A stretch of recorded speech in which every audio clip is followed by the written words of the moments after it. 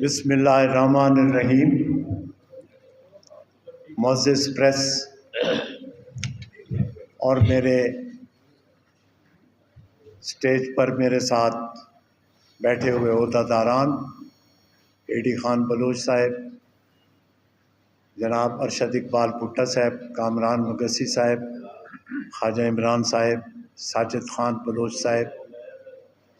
ज़िया अंसारी साहब, शाहिद रज़ा सिद्दीकी साहब, जनाब उलमा विंग के मिर्ज़ा साहब। इसमें सबसे पहले जो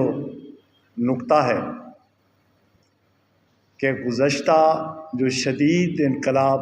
जो तारीख़ में पहले कभी नहीं देखा गया और उसने जनूबी पंजाब के जिन अज़ला को बुरी तरह मुतासर किया है और जो सैलाब के मुतासरीन आज तक इस खुदाई आफत से बिल्कुल मुकाबला करते हुए आज भी बेसरो सामा पड़े। मेरे साथियों, दोस्तों, ये जो सैलाबी आफत उन लोगों पे आई है, आप आज भी जनूबी पंजाब के उन अज़ला को देखें, आज भी पानी में डूबे हुए हैं। सक्खर मोटरवे आज भी कई जगहों से टूट फूट का शिकार। और इसी तरीके से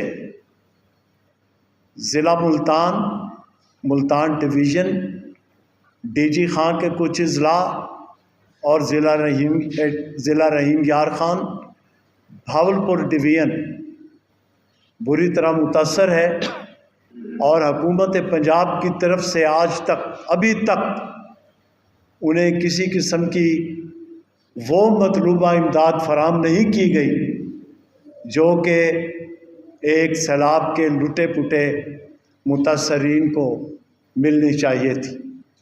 लेकिन हमारी बदकिस्मती है कि वज़ीर आला पंजाब साहिबा जो सिर्फ तस्वीरों पर और टिकटॉक पर यकीन रखती हैं, उन्होंने सराइकी खित्ते को ताज्जुब की निगाह से देखते हुए, मैं आपसे मुखातिब कि उन्होंने इस जनूबी पंजाब के सराइकी खित्ते को